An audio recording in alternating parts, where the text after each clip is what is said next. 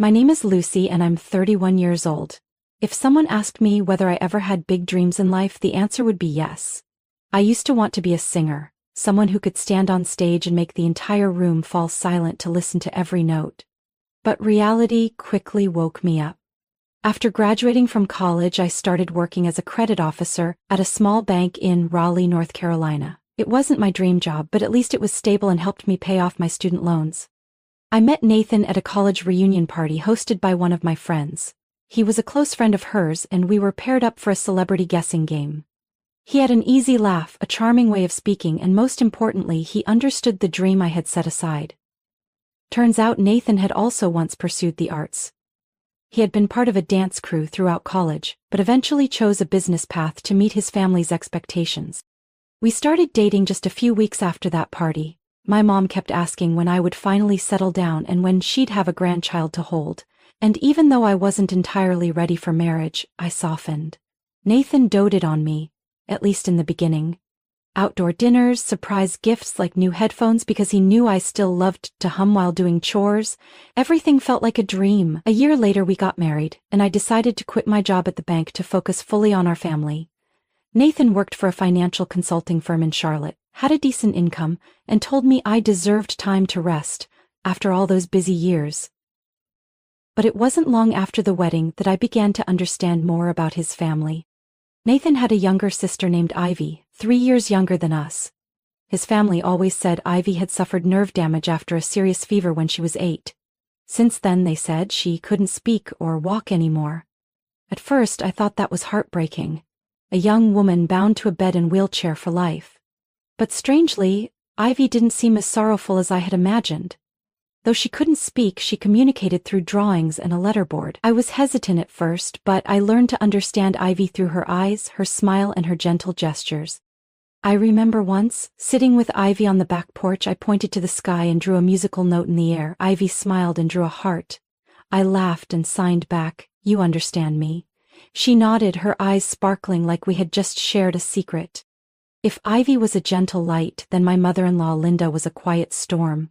She always looked at me with a calculating gaze, as if I were a product still within the return window. Every time I stepped into her house, I felt like I was taking a surprise test. "Don't leave Nathan's shoes lying around like that. He looks like someone with no job," she'd say with disapproval. "If your husband looks like that, who's going to respect his wife?" I'd force a smile and quickly place the shoes back into the closet. Everything in that house had to be arranged a certain way. Towels folded left to right, laundry hung by color order. I was no stranger to perfectionism, but the way Linda carried it out always made me feel small. To her, Nathan was still little Nathan, and I, though legally his wife, was an outsider to the family. After the wedding, we lived in a small apartment just about a 20-minute drive from Nathan's parents' home, and somehow, Linda always knew exactly when I was home alone. She would call, or worse, show up unannounced, carrying a bag of groceries and a list of suggestions, as if I were a new housekeeper. I once thought marriage meant having a peaceful home, but gradually I realized I had entered a family with an invisible hierarchy, where every word was weighed to please the head of the house, and my sacrifices were treated as expected duties. And I never would have guessed that Ivy, the one seen as helpless and silent, would be the person who changed my life forever. I don't remember exactly when things began to shift. Maybe it was a few months after our first anniversary, when Nathan no longer smiled as I handed him his morning coffee, or when he stopped texting to ask if I'd had lunch. The little things that once made me feel loved suddenly disappeared. Nathan started coming home late more often, blaming long meetings or saying the boss needed me to stay and review documents. On those nights, I'd eat dinner alone, staring at my cold plate and convincing myself he was just busy with work. But over time, the distance between us grew more obvious. When I asked questions, he avoided them. When I stayed silent, he didn't reach out. As Nathan became more distant, I found myself growing closer to Ivy. I visited her often, and although at first my mother-in-law disapproved, I didn't care. Every time I came by, Ivy would be waiting by the window, her sketch pad ready. She drew little houses, cats wearing hats, kites flying in the sky. In her art, I saw her spirit. Vibrant, intelligent, and far more perceptive than anyone in the family gave her credit for. I started teaching myself sign language in the evenings, after Nathan was asleep or working on his computer. At first I only learned basic signs like hello and thank you, but soon I understood more. It wasn't just a language. It was a bridge between me and Ivy. Whenever we talked with our hands, it felt like we were escaping a cold world where my mother-in-law's sharp words still echoed in my ears. "I don't understand why Nathan chose someone like you," Linda said one evening when I had just helped Ivy tidy her room. "Ivy might like you, but that doesn't mean I have to." I didn't respond.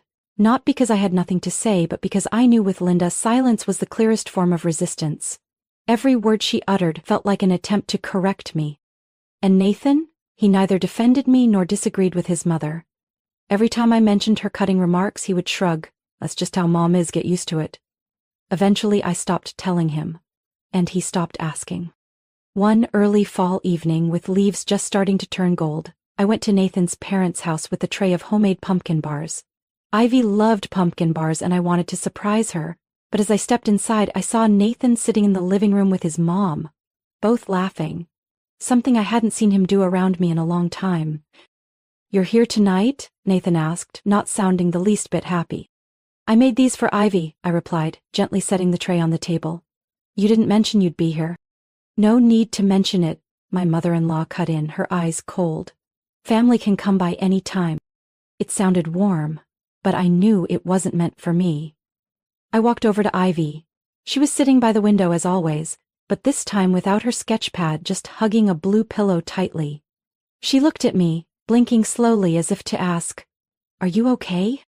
I forced a smile and signed, "I'm fine." But at that moment I realized my hands were trembling.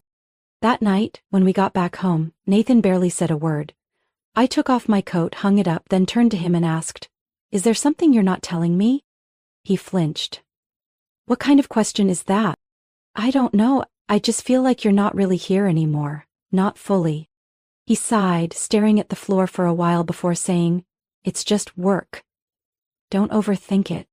There it was again. Don't overthink. I said nothing more, but I knew my instincts weren't wrong. Something was happening in this family, and I, once someone he cherished, now felt like an outsider in my own marriage. Ivy was the only light left.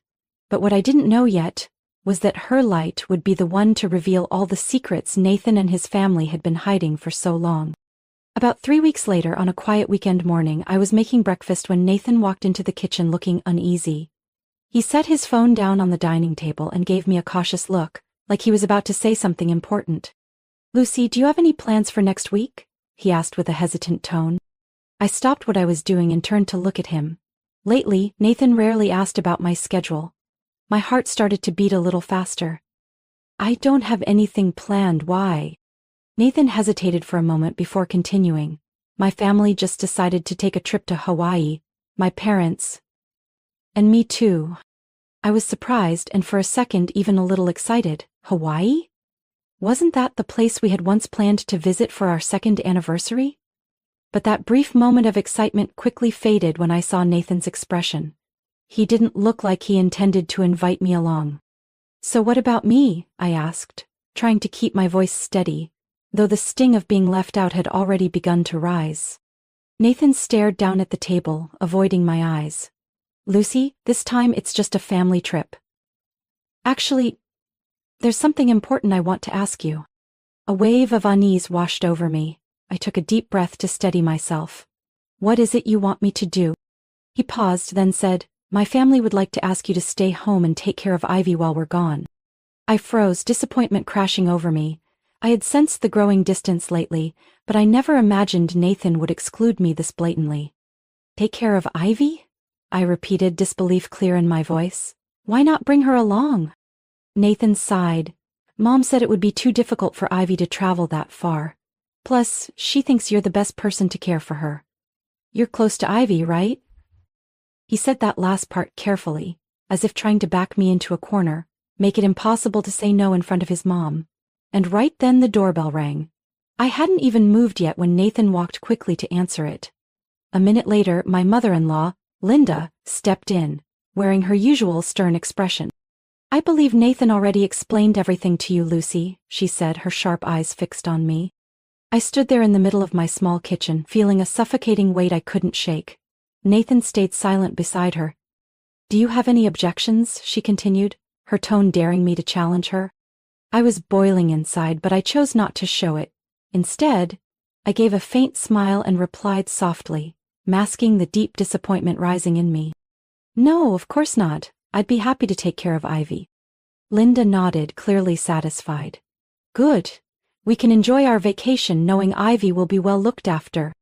Nathan turned away, clearly avoiding my gaze. After his mother stepped outside to wait in the car, he came closer and whispered, "I'm sorry, Lucy. I didn't mean to put you in a tough spot, but everything's already been arranged." I looked up at him, hiding my emotions, and said quietly, "Sounds like you made your decision before asking me, didn't you?" Nathan went quiet for a moment, then said under his breath, "I didn't have a choice." He walked out quickly, leaving me standing in the kitchen surrounded by silence. I had done everything I could to please this family, and this was what I got in return: indifference and decisions made without me. And yet, in that moment, I realized one thing. At least I wouldn't have to deal with Linda's scrutiny for the next several days. That afternoon, I went to Nathan's parents' house to see Ivy. She was sitting by the window, her eyes lighting up as soon as she saw me walk in. I sat down beside her and signed gently. "I'm gonna stay here with you for a few days, okay?" Ivy looked up suddenly, her big eyes blinking as she signed back, "They left you behind again?" I was startled. It was the first time she used the phrase "left behind." But I nodded, not hiding the truth anymore. Yes, they went to Hawaii. Ivy stared at me for a moment, then signed something that stopped me cold. "We have plans too, they'll be surprised." I stared at her in disbelief. She just smiled, her eyes carrying a mysterious glint I'd never seen before. And that's when I realized, maybe Ivy was the one who truly understood the secrets this family had been hiding. And what she was about to reveal would show me that being left behind this time might actually be the opportunity I never saw coming. The next morning I opened the living room curtains at my in-laws' house. Warm spring sunlight poured through the window, softening the space. The house was unusually quiet. Nathan's family had left for the airport early that morning. No more Linda's complaints, no more judgmental stares over how I swept the floor incorrectly. I made a cup of coffee and brought it into Ivy's room like I always did. She was lying on her side, gazing out the window at the lavender bush her mother had planted last year. I knocked softly and entered. "I brought coffee. I used the vanilla blend you like." Ivy slowly turned her head, and what happened next flipped my entire world upside down. She pushed herself up to a seated position. I froze in place, eyes wide. It felt like someone had muted all sound in the room. My heart pounded so hard I thought I was dreaming. What are you doing?" I stammered, unable to hide my shock. Ivy let out a soft laugh, then, unbelievably, spoke. Her voice was gentle yet firm. "Calm down. Don't freak out." I almost dropped the coffee cup. "Ivy, you can talk? You can walk?" She stepped out of bed, taking solid steps toward me, no trembling, no hesitation, completely steady. "I never lost the ability to walk or talk," she said calmly. "It was all an act, one I had to keep up for years to protect myself." I couldn't speak. Memories came rushing back. Pushing Ivy's wheelchair, comforting her after Linda's scolding. Had all of it been fake? "Why?" I finally asked. "Why would you do that?" Ivy sat down in a chair and motioned for me to sit too. Then she began to speak, her voice clear and even. "I'm Nathan's half-sister. His dad had me with his first wife. My stepmother, Linda, never saw me as part of the family. After my dad passed away, she gained full control. I was a burden, something she had to tolerate. When I had a high fever at 10, she didn't take me to the hospital in time, and she was the one who told neighbors I had brain damage. When I recovered, I chose to stay silent. I could hardly believe what I was hearing. You pretended all these years? Not forever. Just since I realized that the weaker I appeared, the less they paid attention. And the less attention, the more freedom I had." She smiled. "You, though, you were the only one who saw me as a real person, not a responsibility, not a burden." I sat there stunned. The pieces started to fall into place. I remembered her knowing looks every time Linda lashed out at me, the quiet smiles, the subtle winks. All along, Ivy had been alert, watching, waiting. But why now? I asked. Why tell me this now? Ivy stood up, walked to the closet and pulled out a small suitcase. Because we're going on a trip, she said, her voice unusually upbeat. You didn't really think I'd sit around and watch them have fun in Hawaii, did you? My jaw dropped. You? You're going to Hawaii? She nodded firmly. Plane tickets, hotel, everything's ready, and yes, you have a ticket too. Dad left me some money before he passed. I saved it for the right moment. I shook my head, still stunned. Ivy looked at me, more serious now than ever. Lucy, you need to see who Nathan and his mother really are. You deserve the truth, and trust me, Hawaii is where everything changes. I looked into her eyes, no longer timid or passive. Standing before me was a strong woman who had stayed in the shadows long enough, waiting for just the right moment. I took a deep breath. Maybe for the first time in months, I felt chosen. Not to serve, not to please, but to finally rise up and face the truth. I smiled. If you're ready, then so am I. Let's go. Ivy nodded, her smile blooming, and just like that the journey began, not just to Hawaii, but toward the truth behind the marriage I once believed was peaceful. The flight took off early in the morning, just after sunrise. I sat beside Ivy in the economy cabin of a domestic airline, still feeling a little breathless. Everything had happened so fast. Just yesterday I had quietly accepted my role as the one left behind, and now I was flying to Hawaii, with the sister-in-law everyone thought was helpless. Ivy wore a loose white shirt and simple jeans. Her hair was tied back, sunglasses on, looking like any confident young traveler. Every now and then she turned to flash me a playful smile, like we were winning a secret game only the two of us knew about. Still shocked, Ivy tilted her head as the flight attendant handed us drinks. I exhaled and shook my head slightly. Not shocked, exactly, just, I never imagined things could turn around like this. Sometimes, she said, sipping her orange juice, it takes a shock to wake us up from a bad dream. I stayed quiet. She was right. I'd been living in a distorted dream for too long, believing in love, in family, in what I thought was real. After nearly 6 hours in the air, we landed at Honolulu Airport under the blazing sun. Ivy hailed a taxi she had pre-booked, taking us to a luxury beachfront resort in Waikiki. Blue ocean, white sand, salty breeze. Hawaii was breathtaking, but I hadn't come here to relax.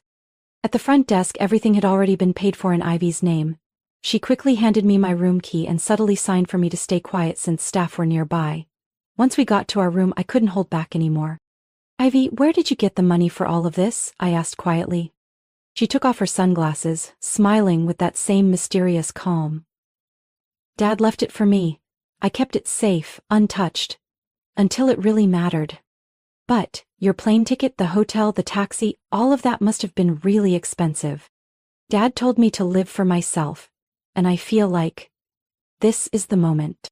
I nodded, my eyes fixed on the ocean outside the window. Where are we going to see them? Ivy pulled out her phone, opened a restaurant reservation app and showed it to me. Tonight at 7 p.m. poolside restaurant. His mom booked a table for 6, just like their family tour schedule. And you're sure they don't know we're here? Positive. I booked us in the same resort but a different building. They won't run into us. Unless we want them to. We spent the whole day resting in the room, snacking on fruit and crackers.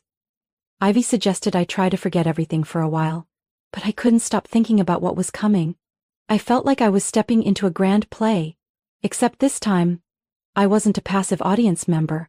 I was the main character, about to walk onto the stage. Around 6 p.m., Ivy did her makeup lightly, tied her hair up and put on an emerald silk jacket. I chose a long navy dress, simple but elegant. We both looked different, not like the women underestimated back home, but like two people in control. On the way down to the restaurant, Ivy squeezed my hand. They're going to be shocked. But don't get too angry. Let them expose themselves. I nodded, my heart pounding. As we approached the poolside restaurant, we hid behind a... Ivy whispered, "That's her." My stomach dropped. You mean... She's the one Nathan's been seeing. I saw messages from an unknown number on Mom's phone when she left the table. They called her the backup plan. I said nothing. My head was spinning. I looked back at the table where my husband was smiling brightly, like I never even existed.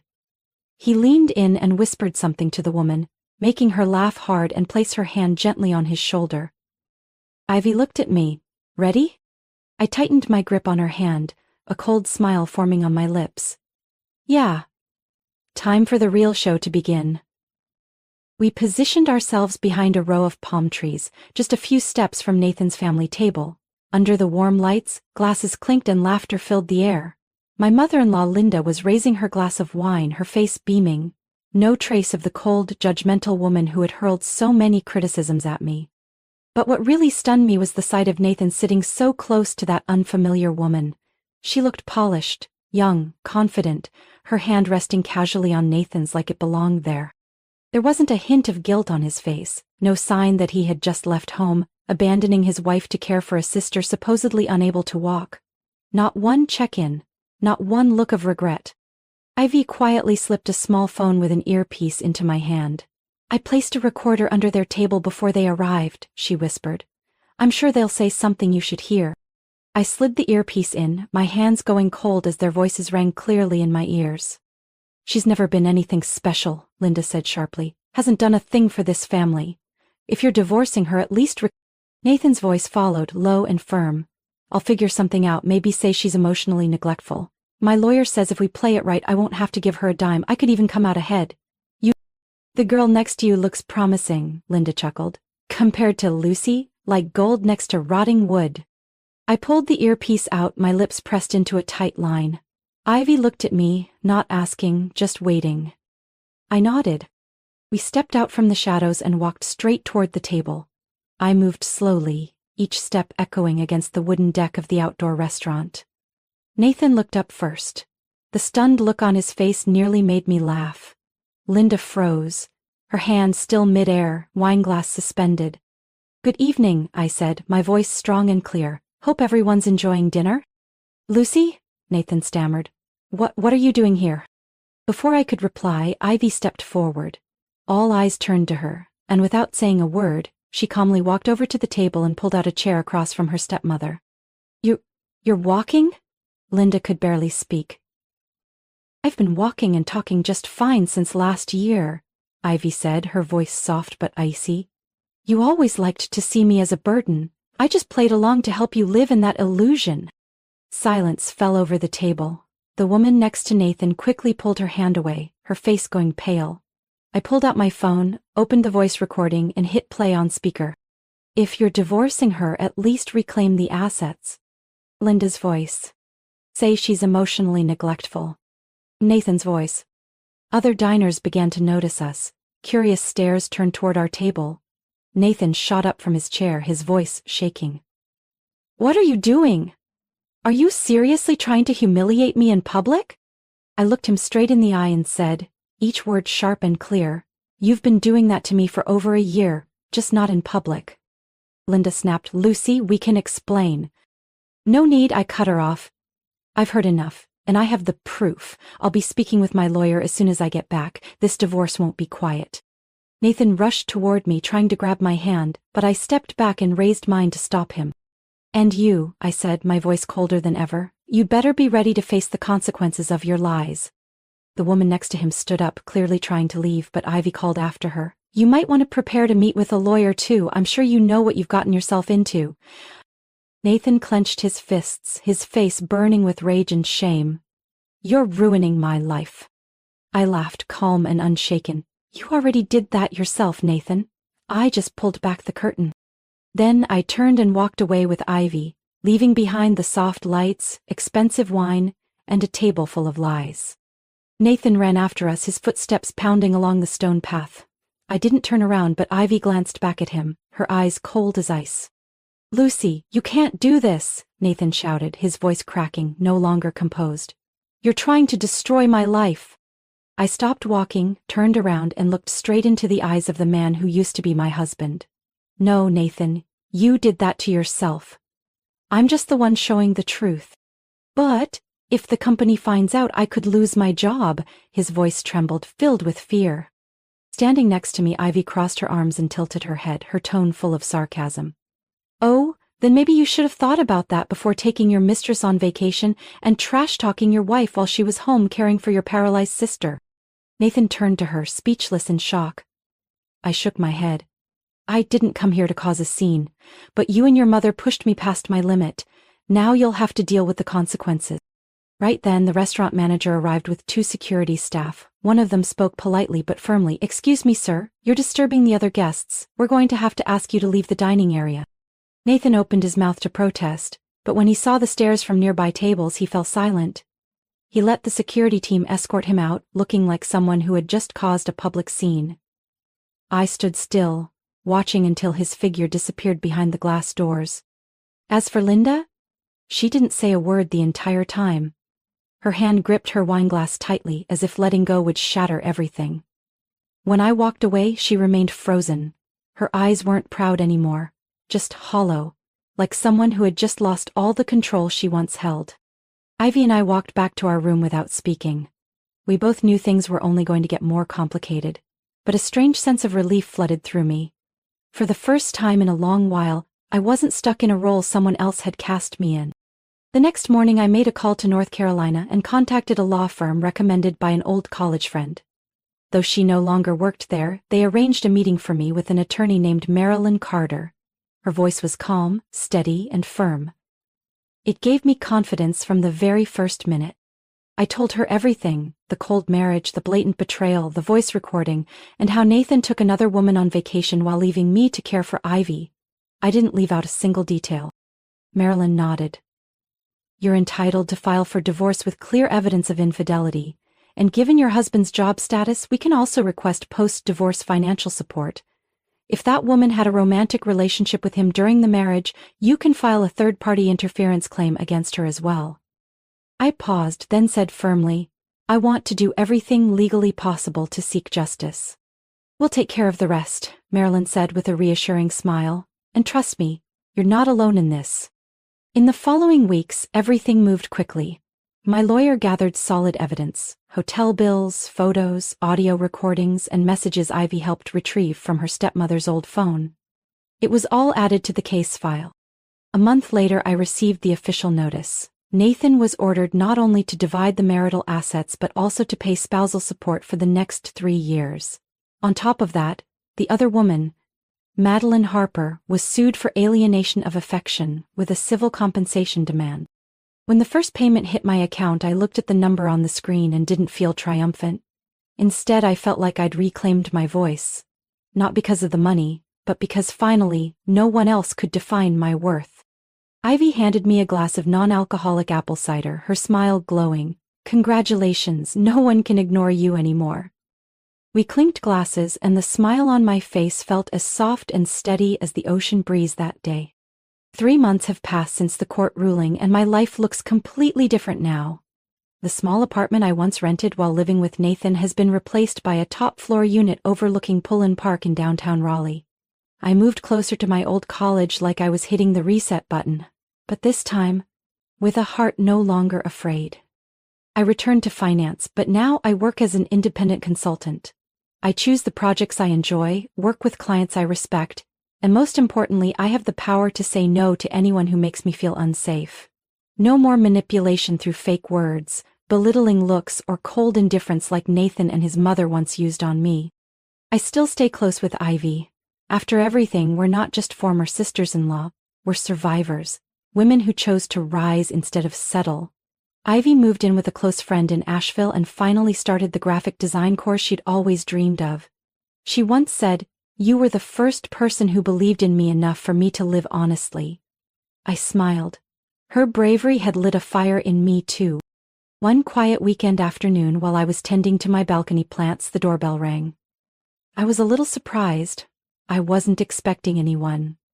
When I opened the door, I saw Nathan and Linda. Both of them looked nothing like I remembered. Gaunt, dark circles under their eyes, clothes worn out. Linda no longer carried her powerful presence.